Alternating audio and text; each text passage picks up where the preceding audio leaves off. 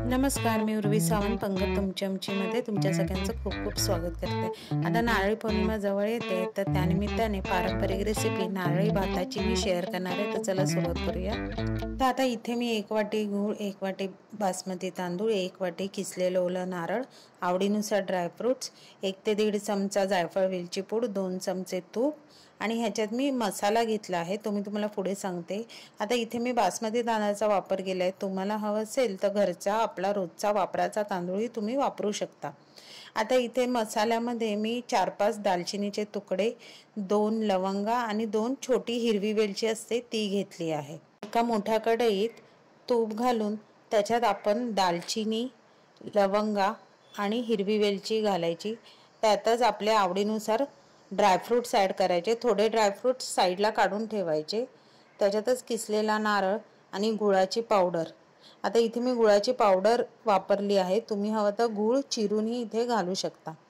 आता हे चांगलं मिक्स करून घ्यायचं। आता साधारण गूळ वितळला की ह्याच्यात आपण 1 वाटी धुतलेला तांदूळ धुवून निथळून त्याच्यात ॲड करायचा आहे।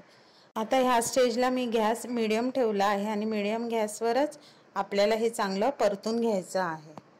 आता हा गोडाचा पदार्थ असल्यामुळे मी ह्याच्यात चिमूटभर मीठ ॲड केलेलं आहे आणि हा भात चांगला परतून घ्यायचा आहे।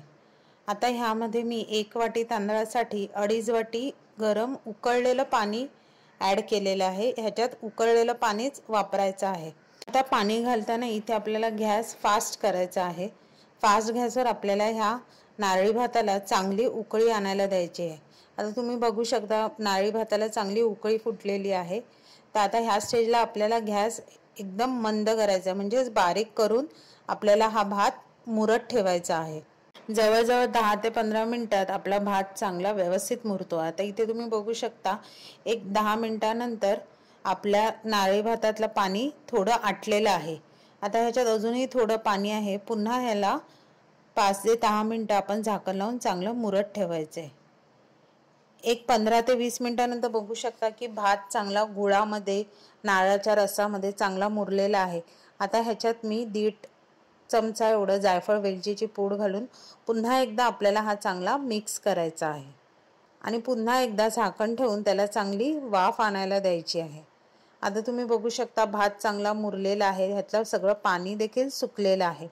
तर आता हा भात आपल्याला खाण्यासाठी मस्त एकदम रेडी झालेला आहे। आता ह्या भातावर वरून तुम्ही ड्रायफ्रुट्स घातले तरी चालेल, विदाउट ड्रायफ्रुट्स सुद्धा हा भात खाण्यासाठी एकदम चविष्ट लागतोय। घातलेल्या दालचिनीमुळे ह्या भाताची चव तर अप्रतिम लागते। जर तुम्हाला हा भात कुकरमध्ये करायचा असेल तर जशी प्रोसेस आपण कढईत केली तशीच सेम कुकरमध्ये करायची आहे आणि 2 शिट्ट्यामध्ये हा भात एकदम 5 मिनिटात तयार होणार आहे। जर तुम्हाला माझी ही रेसिपी आवडली तर रेसिपीला लाईक करा, शेअर करा, चॅनलवर नवीन असाल तर चॅनलला सबस्क्राईब करायला विसरू नका आणि हा नवीन व्हिडिओच्या नोटिफिकेशनसाठी बेल आयकॉनला प्रेस करायला विसरू नका। तोपर्यंत मस्त राहा।